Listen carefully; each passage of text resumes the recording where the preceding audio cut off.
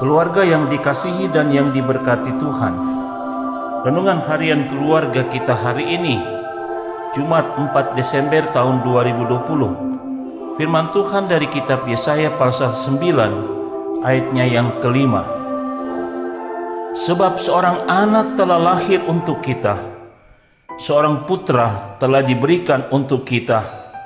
Lambang pemerintahan ada di atas bahunya, dan namanya disebutkan orang, Penasihat Ajaib, Allah yang perkasa, Bapa yang kekal, Raja Damai.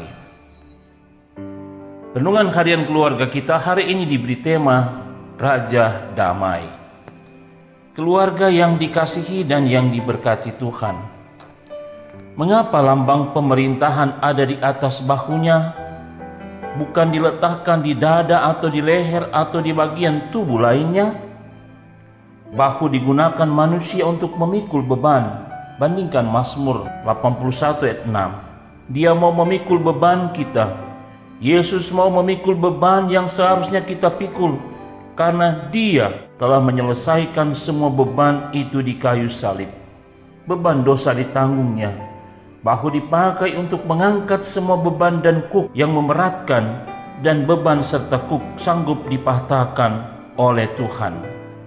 Yesaya 9 ayat 4, pasal 10 ayat 27a, pasal 14 ayat 5, Matius 23 ayat 4. Firman Tuhan melalui Nabi Yesaya menubuatkan bahwa lambang pemerintahan ada di atas bahunya. Tuhan memberikan otoritas kuasanya berkaitan kelahiran Mesias pasal 7 ayat 14. Yesaya mencatat 4 nama yang akan menandai tugasnya sebagai Mesias. Sesungguhnya seorang anak telah lahir bagi kita, seorang putra telah dikaruniakan bagi kita. Namanya disebutkan sebagai Penasihat Ajaib, Allah yang perkasa, Bapa yang kekal, Raja Damai. Semua pemerintahan yang ada di dunia, kekuasaannya sering bergantung pada kekerasan, perang, dan pertumpahan darah. Tetapi kekuasaan Kristus didasarkan pada pengorbanan darahnya sendiri, serta berdasarkan keadilan dan kebenaran. Dalam Injil Matius 5 ayat 9, Kristus berkata, "Berbahagialah orang yang membawa damai, karena mereka akan disebut anak-anak Allah." Dalam suasana Minggu Advent, kita memiliki pengharapan kepada Tuhan Yesus tentang hidup kekal bersamanya di surga. Hal ini menunjuk pada kedatangan Kristus kembali ke dunia untuk menghukum orang-orang yang berlaku kejam, bengis, curang, dan mencari keuntungan terhadap orang yang lemah dan miskin.